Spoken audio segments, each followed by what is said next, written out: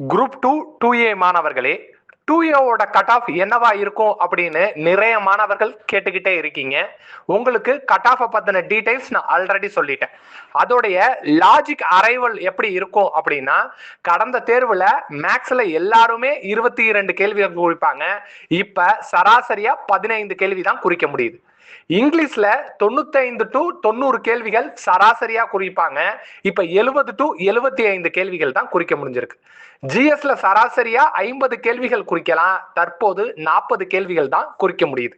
அப்ப இந்த ஆவரேஜா நம்ம எடுத்து பார்த்தா 30 டு 35 கேள்விகள் கடந்த தேர்வை காட்டியும் கம்மியாக குறிச்சிருக்காங்க.